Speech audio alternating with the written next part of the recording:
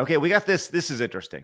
I am amazed that we still are talking about this company being Sweet Baby Inc. There's so much here. Another victim added to their chart of absolute abject failure. And let's go start off here by talking about how they failed. And this company, Reflector Entertainment, they are the people behind the game Unknown 9. If you didn't play Unknown 9, you are part of the in crowd because nobody played Unknown 9. This was an original IP that was put out, and it was a game, right? But a lot of money was invested in it. The main people behind the story was Sweet Baby Inc. And their involvement with this game more or less crashed it. People go, oh, there was no marketing behind it. Well, it's because they knew it was going to suck. But this came out earlier today from Reflector. Today, I informed our team that I made the decision to not greenlight further work on a future project that was in conceptualization phase and thus terminating this development line. Continuing this project would have not been sustainable for the future of the studio. Regrettably, this also means there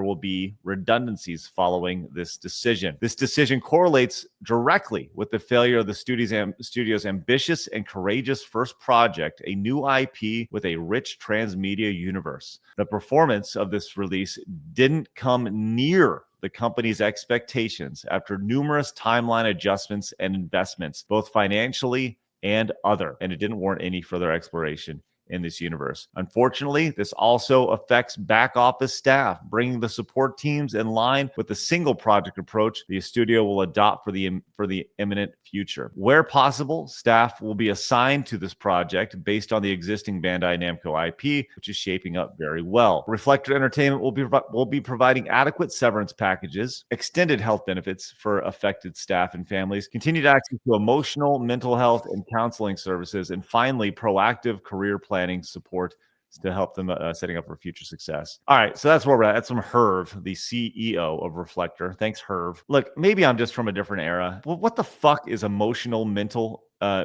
like health and counseling services? Like, is this a new that I just? When you said it's a California thing, that made me laugh because obviously born and raised here, I could just be a little numb to it.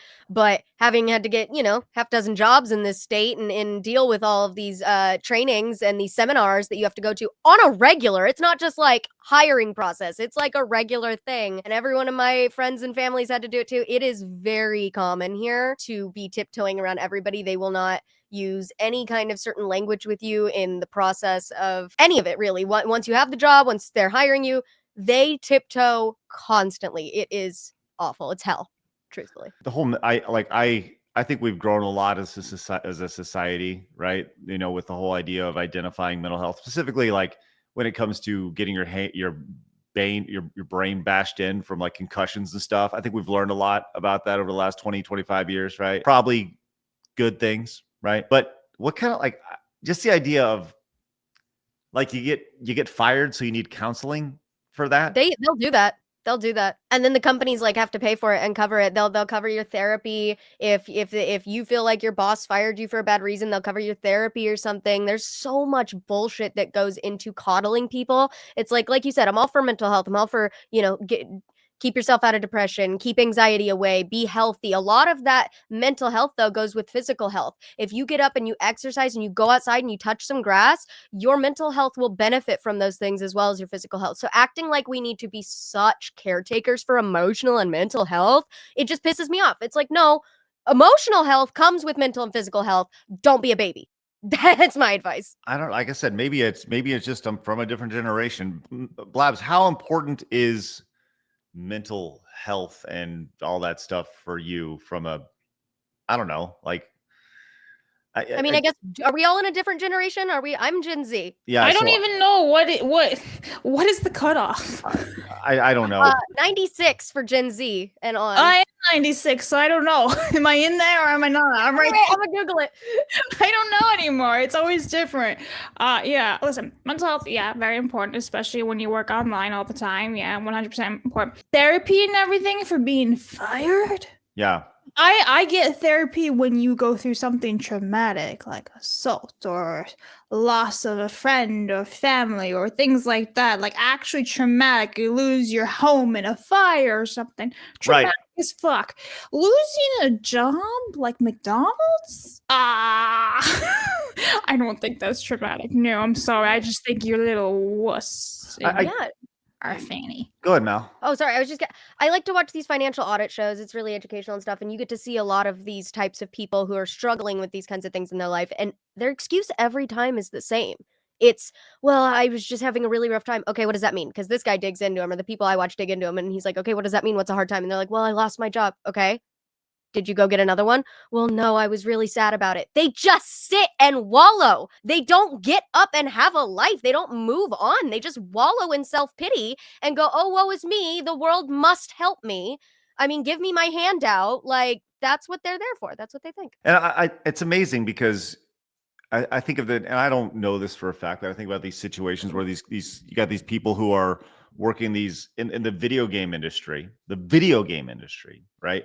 One of the most coddled industries there is. I've seen it. It's everywhere. You're provided snacks and food and you like, it's like going to a campus of fun. It's like a fucking playground all day. Yeah, I'd be sad if I got that taken away too. But that doesn't mean I'm going to go into a deep depression. Like at a certain point, you got to get your ass up. I don't know. Maybe I'm just too fucking hard for this shit. No, I don't know. no, I don't think that people are being raised in really these days like kids are being raised, because it's most of the time, unfortunately, my fucking generation, which is why I'm constantly angry, because I'm always looked at as like, oh, you're one of those. And it's like, trust me, I'm not. So many of them are babied, and I don't really know who to blame. Is it the parents? Is it them? Is it society? Maybe it's a little bit of everything.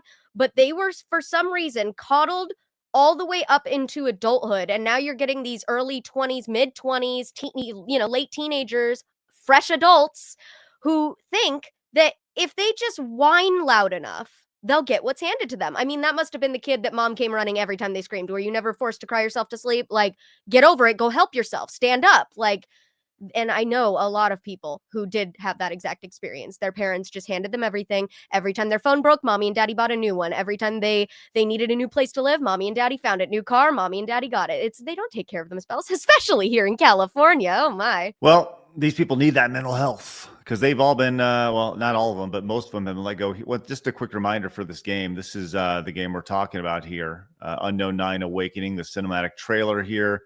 I'll say this game had some interesting ideas associated with it.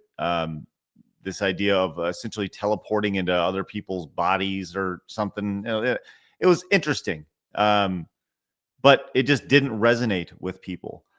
They tried to go like the super diverse route. If you look at the character here, she's just kind of like bland, power woman. Like, it is what it is. It's very Sweet Baby Inc.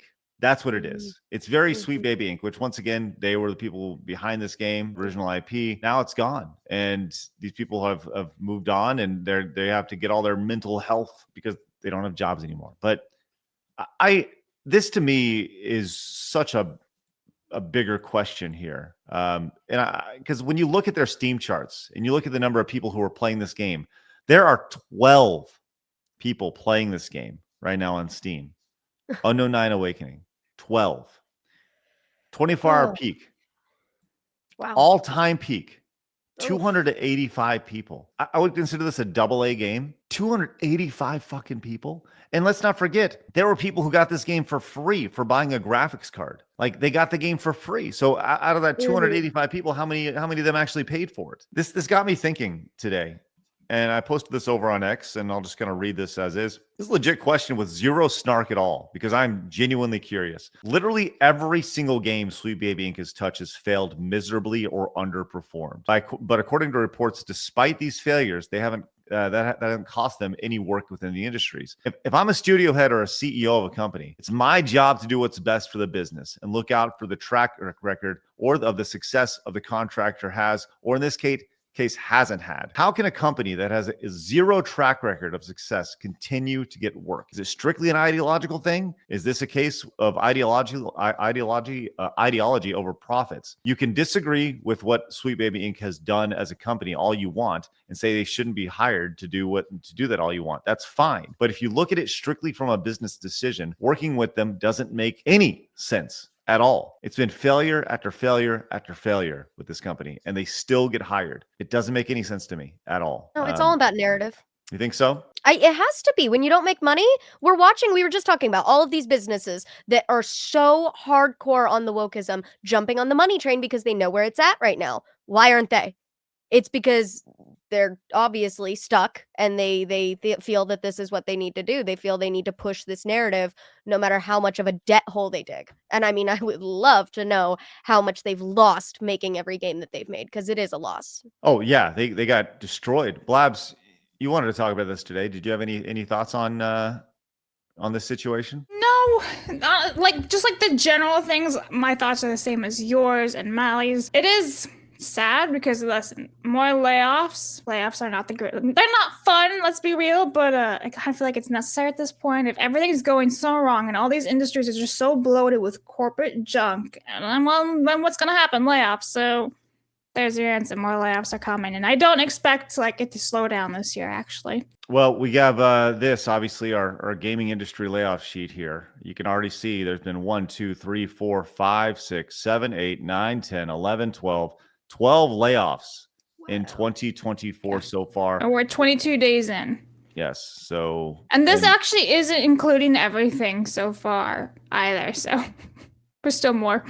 I just don't get it. I don't understand how this works. And SNK fan says Sweet Baby Inc. or Sweet Bankruptcy Inc. That's the thing about this that I just truly don't understand. How can you keep hiring these idiots? I mean, there's got to be somebody who's pumping obviously, right? Because or else they wouldn't be here, like, straight up. That's just how it works. Somebody's pumping the money into this. Somebody that we don't know. Like, who's in charge of Sweet Baby Inc.? Right. Well, at a certain point, you got to look at this and be like, who is pumping that money in there, and how are they getting that money? Yeah, I would love to know.